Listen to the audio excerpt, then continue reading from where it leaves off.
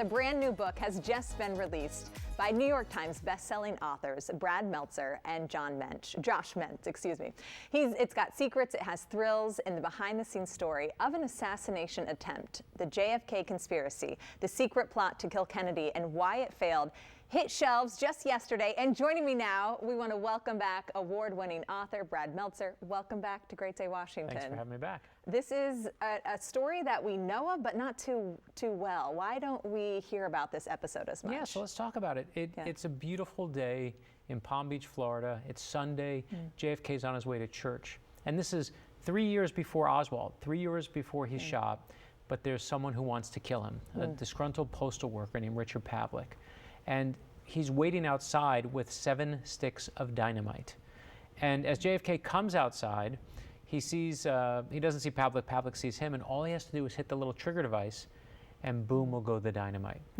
And I won't ruin the ending of it, but needless to say, JFK lives, but what saves him has to do with his wife, Jackie. Yes. And it's one of the craziest JFK stories you've never heard, but why don't you know it?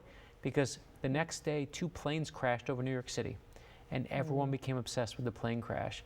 It moved this story about JFK from the front page inside, and it became a footnote to history until Josh and I said, maybe we should write a nonfiction book about this. So it's nonfiction, but you do the work, you do the history, you base it on We show you all the things that happen, and the things that people are going to love, of course, it's Jackie. Yes, Jackie's, so it's her in a different light. It's just, you know, we don't pull our punches with her. We, you know, we show you the affairs that JFK had. We show you that when she goes into labor, she starts hemorrhaging. JFK's nowhere to be found.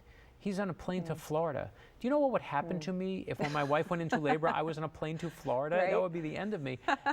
But what she does is I kept looking at this and going, well, why did they call it Camelot then? Why is it so perfect? We all associate that word. And then I realized and discovered the word Camelot didn't start getting used until after JFK was killed. It's after the assassination that Jackie grants one interview to Life magazine, and she brings the reporter in and tells him this exclusive story. She says that basically when JFK's back was hurting him when he was alive in the White House, and she wanted to calm him down, she would put out a record of his favorite song about a place called Camelot. And Jackie, we forget, is a member, she was a reporter, she's a member of the press. She's also hounded by the press, but make no mistake, she's a master of the press. She's the one who inserts the word Camelot into the lexicon. That's why we use it today. She's writing his legacy before anyone else can. Jackie's amazing in this book. My wife said her favorite scenes are all the Jackie scenes. Are all the Jackie scenes. I would be fascinated to read more about that. I know it's also interesting to think of it in today's terms. We have an inauguration coming up next week. You mentioned 1960, that presidential election and the run tore the country apart. Does that sound familiar? Right. I mean, the country was split in two. If you voted for Nixon or Kennedy, they're 2 sides against each other, the closest election in the 20th century, and whatever side you were on, you hated the other side, thought they were just utter morons. Does that sound familiar to you? It's exactly where we are. And when you see how the country was split in 2, you also see what great leaders do.